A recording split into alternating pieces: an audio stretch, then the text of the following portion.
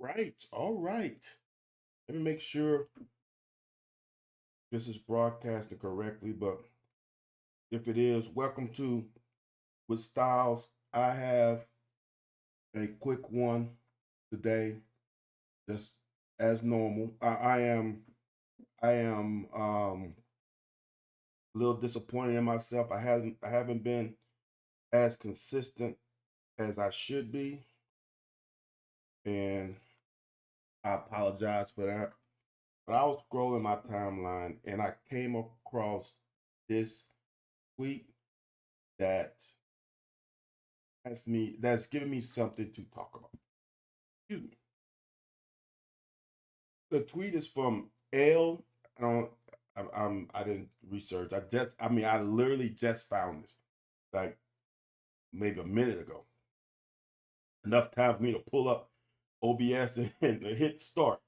It says swear men's college ball will be more successful if players were required to stay 4 years or until they're 22 like the women. And I'm gonna be quite honest with you, I don't think that's true. I adhere by the thought process that the faster you get to the next level,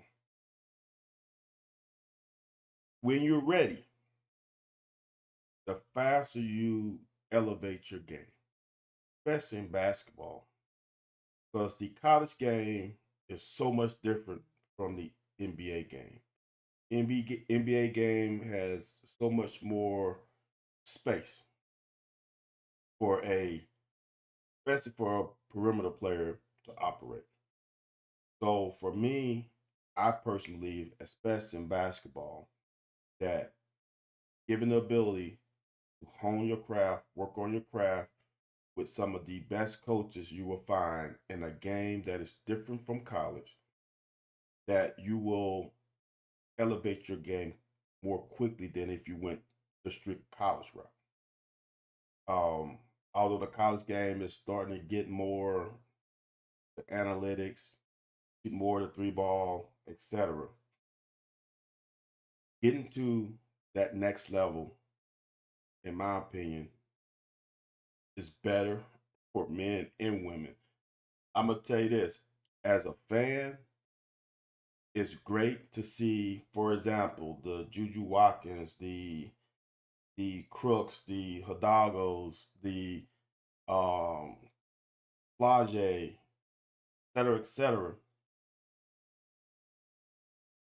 be, I'm gonna say, forced to play 3 years because now we as fans get to enjoy um,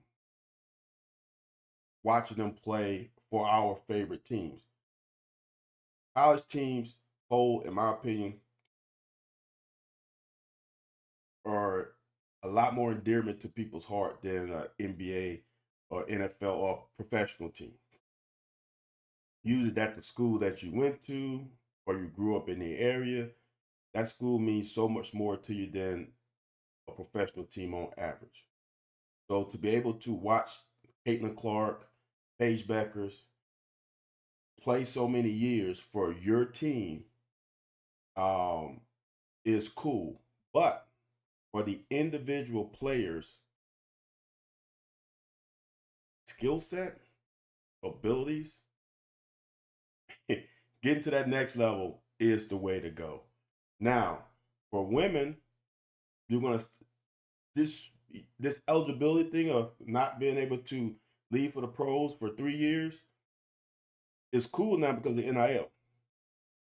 But also, if you really look at women's basketball from a professional standpoint, the league is so saturated with old players, and there's not that many roster spots.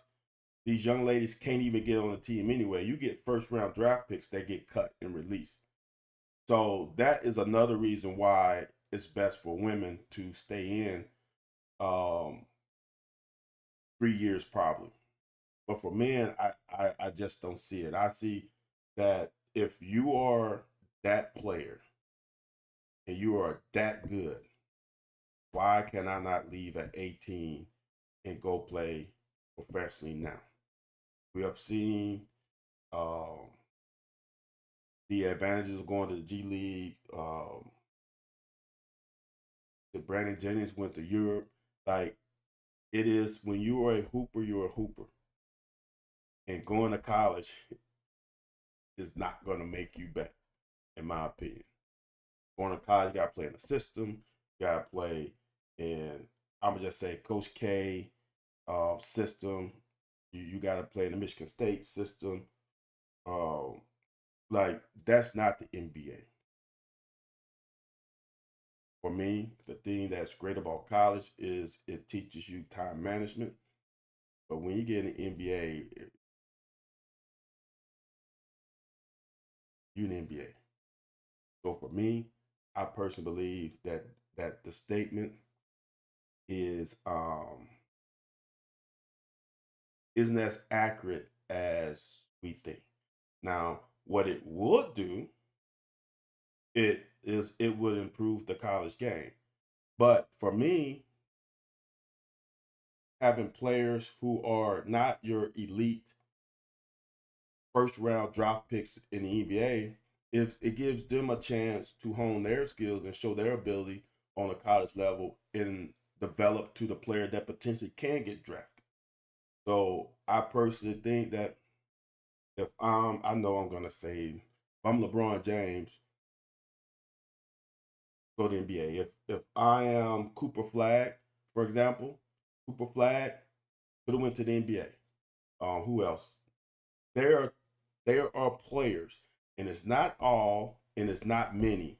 That's the thing about this. Is not a flat out statement that everyone should, but Cooper Flag could have went to the NBA right now and not have a problem. And I believe his development would have been faster skipping Duke and going to the NBA right out of high school. Even at, as we heard so many times, getting to CG 17. When you're that good, you don't need to go to college. Hooping is your hooping is your talent. He's not gonna graduate from Duke. 9 times out of 10. If he does, it's gonna take him 10 years, whatever. His thing, Duke was a vessel for him to get to the NBA. It was not for him to get that degree from Duke. So for me, if you're not going to school for the education and you're gonna get that degree in your 4 years, why do I need to go to the college and get better? I don't believe in that. In basketball, sure, football is a different animal, but for basketball, if you're that good, you got what? Probably not many, maybe 3, 4, 5 guys a year that that has the ability, has the talent to translate to the NBA right now, right away. Those guys should have the opportunity, if they want to do that, go the NBA route. Why we have to stop?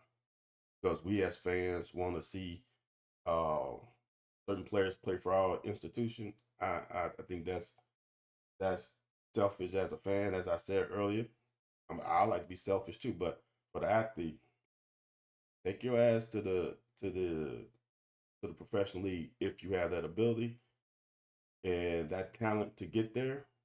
And for me, it'll be great if I could test it. And if I'm given not the greatest grade, then for me to say, okay, maybe I'm not as good as I thought I was, and I need to go to college route and hone my skills and develop my skill set even further. All right, y'all, I'm out. And I hope